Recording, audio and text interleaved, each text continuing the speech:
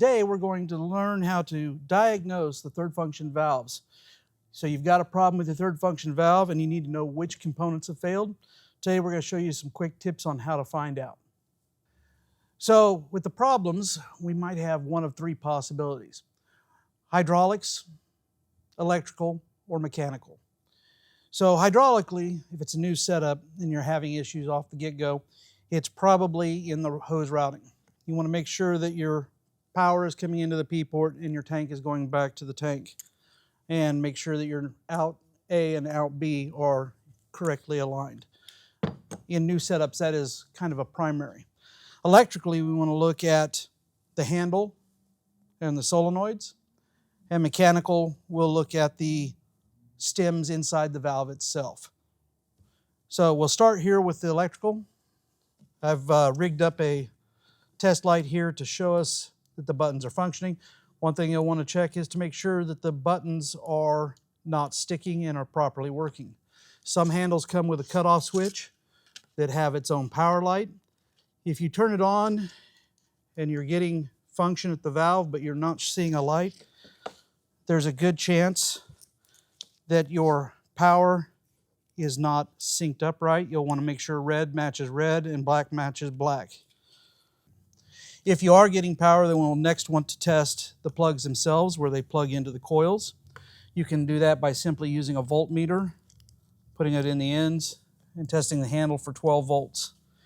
If you're not getting 12 volts to one handle or the other, then your issue is going to be in the handle itself. So once we've diagnosed that the handle's not the problem, we're going to next look at the solenoids on the block itself. Now, these do not need to be removed from the tractor in order to test. These are all tests that you can do while the unit is mounted.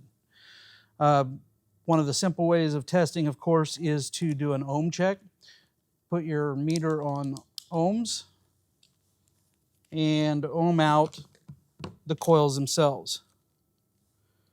The Parker valves run at about 5.6 resistance, and the Delta valves run at about 6.2. Anywhere within 2 to 3 is 0.2 to 0.3. You've got a good coil. The issue is not going to be in the coil itself. So one of the other quick checks we can do if you don't have a multimeter available is you can physically listen for the coil to activate. You should hear it clicking, and if you're not hearing that click, it's a possibility that you've got a bad coil as well. If you want to test that, you can swap the plugs and see if it follows. If it doesn't follow and it stays the same one not working, most likely it is in the coil. But if it chases across to the other coil, then again we're back to the handle, which we should have eliminated when we tested the handle itself. All right, so now that we've determined that the problem's not in the handle or in the coils themselves, what we'll want to look at next is the stems inside the valve. This can be done simply by taking the coil pack off. Just loosen the nut.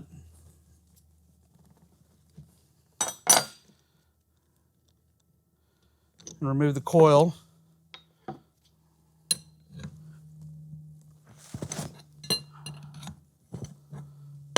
Loosen the stems up and remove them. At that point, you'll see, in the case of this one, a broken cage, or you'll find some debris down in it.